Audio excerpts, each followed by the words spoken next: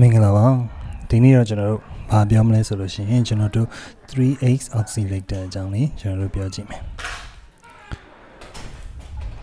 နော်3 oscillator အကြောင်းပြောမယ်3 oscillator မှာဘာပါလဲဆိုလို့ရှိရင် oscillator သူ့ရဲ့နာမည်အတိုင်းပေါ့နော် oscillator 3ခု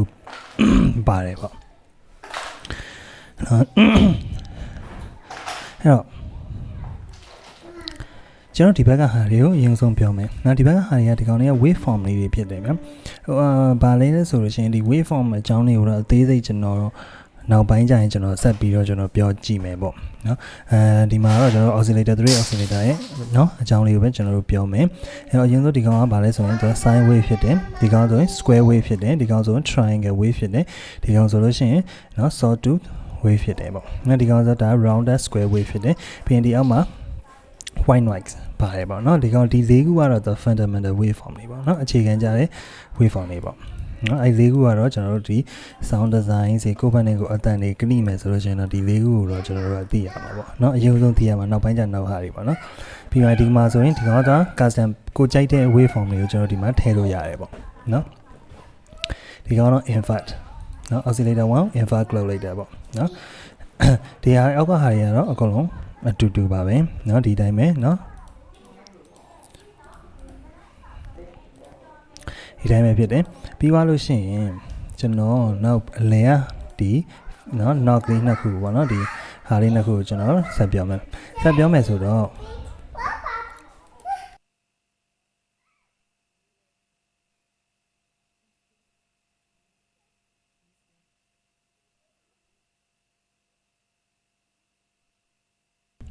Okay အဲ့တော့ကျွန်တော်တို့ဒီဟာမှာ face offset ပေါ့နော် face offset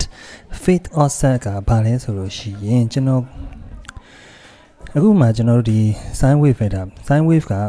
0ကနေစတယ်နော်0မှာပြန်ဆုံးသွားတယ်အဲ့လိုမဟုတ်ဘူးဘယ်ကနေစကျင်တာလဲဒီကနေစကျင်တာဒီကနေစမှာလားဒီကနေစမှာဘယ်ကနေစမှာလဲပေါ့နော်အဲ့ဟာလေးကိုကျွန်တော်တို့ဒီမှာ face offset မှာကျွန်တော်ပြောင်းလို့ရတယ်ဥပမာကျွန်တော်မြင်အောင်ပြောမယ်ဆိုရင်ကျွန်တော်ဒီဟာလေးမှာကျွန်တော်ပြောကြည့်မယ်နော်ဒီမှာ sine wave ပေါ့နော် sine wave မှာမဟုတ်ပါဘူးကျွန်တော်ဟာတွေကိုလည်းအဲ့တိုင်းပဲပေါ့နော်ဒီကျွန်တော် face မှာဆိုရင်ဒီမှာအဝါ line လေးသွားလိုက်မယ်နော်အခုဒီကနေစမှာလားဘယ်ကနေစမှာလဲဒီရလားနော်ဒီရလားပေါ့နော်အဲ့ဒါကိုလိုချင်တဲ့ပုံပါမှုတွေပြီးတော့ကျွန်တော်တို့ဒီမှာပြောင်းမယ်ဒီမှာတော့ဒီမှာမြင်နေရတော့ကျွန်တော်အဲ့ဟာလေးကိုမြင်အောင်လို့ကျွန်တော်ပြခဲ့တာဖြစ်တယ်နော်ဒီဟာ face ဖြစ်တယ်ဒီဂျွန်းဒီကောင်ဒီဂျွန်းနော်ဒီဂျွန်းကဘာမှသုံးမလဲဆိုလို့ရှိရင်ကျွန်တော်ဒီအတန်တွေပို့ပြီး white ဖြစ်သွားလို့ကျွန်တော်လုပ်တယ်ဗျဥပမာကျွန်တော်ကဟိုမှာ C5 နဲ့ C နဲ့ C sharp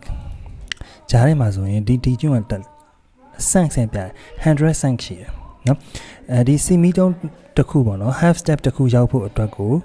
ဒီရတဲ့အတွက်ကိုရောက်ဖို့အတွက်ကို sense နဲ့တွက်မယ်ဆိုရင်100 sense ရှိတယ်။နော်အဲ့ sense ကိုနည်းနည်းပါးလေးကျွန်တော်တို့ကအတိုးအလျှော့လုပ်ပေးတာ။နော်အတိုးအလျှော့လုပ်ပေးအချင်းအားဖြင့်ကျွန်တော်တို့ကပို့ပြီးတော့ white ဖြစ်သွားမှာပေါ့။နော်အတန်လေးကဥပမာကျွန်တော်ပြမယ်။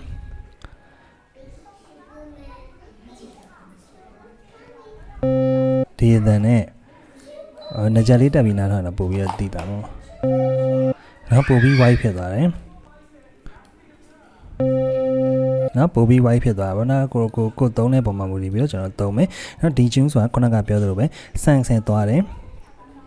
ဆန့်ပြတယ်ပေါ့နော်ဒီမှာဆိုလို့ရှိရင်ဘယ်လောက်ရရမလဲဆိုတော့50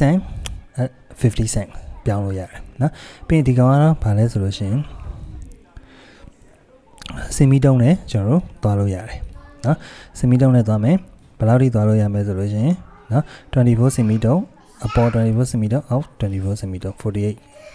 အထိကျွန်တော်တို့ရမယ်နော်ဒီကောင်ကတော့သူဆန့်သွားတာ cm တုံးဆိုတော့ခဏကပြောကျွန်တော် C ကနေ C sharp ဆိုရင်ဒါ1 cm တုံးဖြစ်မယ်နော် C ကနေ D ထိဆိုရင်2 cm တုံးဖြစ်မယ်เนาะကျွန်တော်တို့အရင်ဟိုဟာတွေနဲ့တခြားပုံစံနဲ့ရေးမယ်ဆိုရင် half step ဖြစ်မယ် C ကနေ D ဆို whole step ဖြစ်မယ်ပေါ့เนาะ whole step ဆိုရင်2 cm တုံးခေါ်မှာပေါ့နော်အမှဆိုဒါဆို0 cm တုံးအပေါ်တက်မယ်ဆို1 cm တုံး2 cm 3 cm 4 cm เนาะအလောက်တက်လို့ရအောင်ပြီးတော့5ရလည်းအဲ့လိုပဲဆန့်ပဲသွားတာပဲဒီကျုံးနဲ့တိတ်မကွာဘူးเนาะ ပြီးသွားရင်ဒီမှာဗာလဲဆိုလို့ရှိရင်ဒီကောင်က pan ဖြစ်တယ်နော် left right ပေါ့နော် pan ကတော့ကျွန်တော်အများကြီးပြောတော့ဒီဟာလေးအကုန်ဒီမှာ color rate နှစ်ခုပို့လာတယ်ဒီကောင်ကဗာလဲဆိုတော့ဒီ oscillator ရဲ့2နဲ့3ရဲ့ volumes အတူရဲ့ကျယ်ကိုကျွန်တော်ဒီမှာ click လို့ရတာပေါ့နော်ဒီမှာတော့ volume မပါ oscillator 1မှာ oscillator 2နဲ့3ရဲ့ volume ဆိုဖြစ်တယ်ပြီးရင်ဒါကတော့ဒီမှာအခုသူပြတိုင်းဟာလေးဆိုကျွန်တော်တို့ပြီးသွားပြီနောက်ကျွန်တော်တို့ဒီမှာနော်ဒီမှာ setting လေးနှိပ်လိုက်လို့ရှိရင် detail setting လေးကြာမယ်ဒါကတော့ခုနကပြောဆိုကျွန်တော် wave form လေးထည့်လိုက်မယ်ပါညာပေါ့နော် wave ထည့်ဟာဒါတော့ကျွန်တော်တို့မြင်နေတဲ့ကြဖြစ်မှာပါနော်ပြီးပါရင်ဒီမှာလည်း ADSR close ဖြစ်တဲ့ envelope ဖြစ်တဲ့နောက် envelope ကကျွန်တော်အရင် tutorial လေးတစ်ခုကျွန်တော်တင်ထားဘူးတယ်အဲ့ဟာလေးကိုကျွန်တော်ဥပမာ description မှာကျွန်တော် link လေးတစ်ခုပြန်ပေးထားမယ်ဒီ envelope ADSR ပေါ့နော် attack နော် decay sustain release အဲ့ဒါလေးကိုကျွန်တော်ဒီမှာရမယ်เนาะဒါကတော့ mock x mock y ရဲ့ ADSR တွေဒီကောင်တော့ page เนาะ page ဆိုတော့သိပါတယ်เนาะကျွန်တော်အများကြီးပြောတော့ page က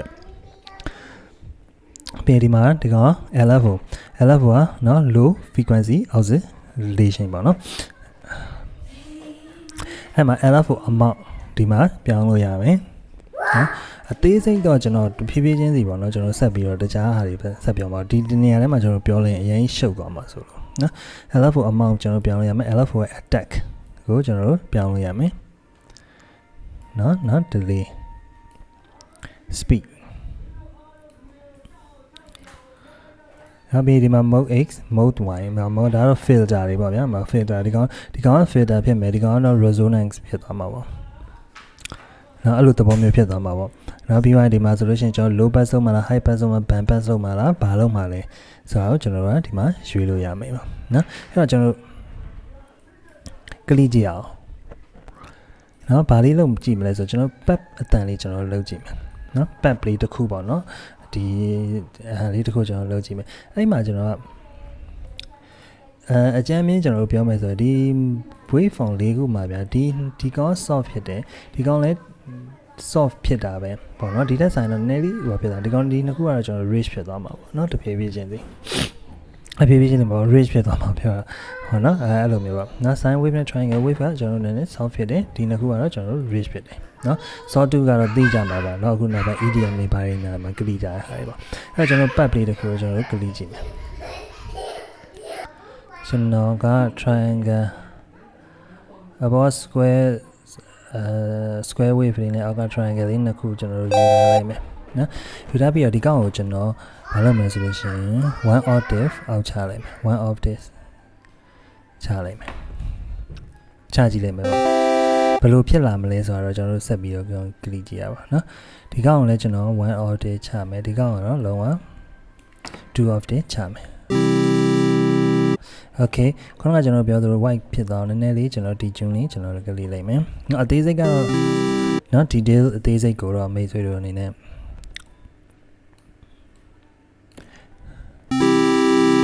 အသေးစိတ်ကိုကျွန်တော်တို့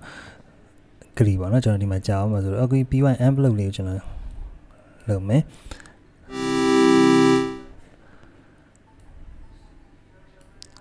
။ envelope လေးကိုကျွန်တော်နည်းနည်းကလေးမယ်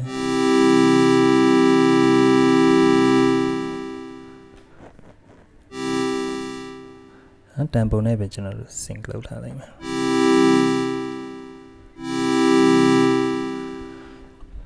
နော်ပြီးသွားလို့ရှိရင်ကျွန်တော်တို့ဒီမှာ filter လေးနည်းလေးနော် low pass လေးကျွန်တော်လုပ်လိုက်မယ်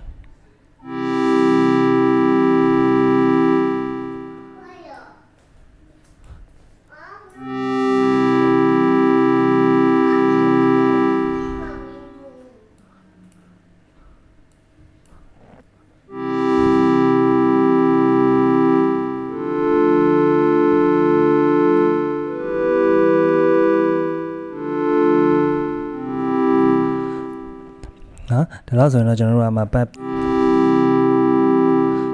တန်လေးတစ်ခုကိုကျွန်တော်ရမှာပေါ့နော်။ LF ကိုကလီကြည့်မယ်ဆို LF ကိုကလီမယ်ဆိုရင်နော် LF မှာလည်းကျွန်တော်တို့ဒီမှာ wave form လေးရှိမယ်နော် shape လေးရှိမှာပေါ့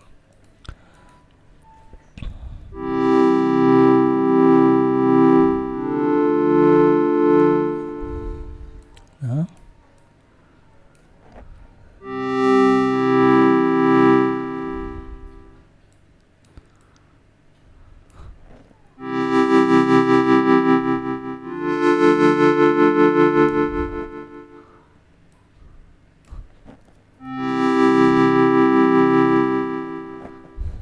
နောက်အသေးစိတ်ကိုကျွန်တော်ဒီမှာဆက်ပြီးတော့မိတ်ဆွေတို့ကလေးကြည့်လို့ရှိရင်အဆင်ပြေမယ်လို့ကျွန်တော်မျှော်လင့်ပါတယ်ဗျအားလုံးပဲ thank you ပါ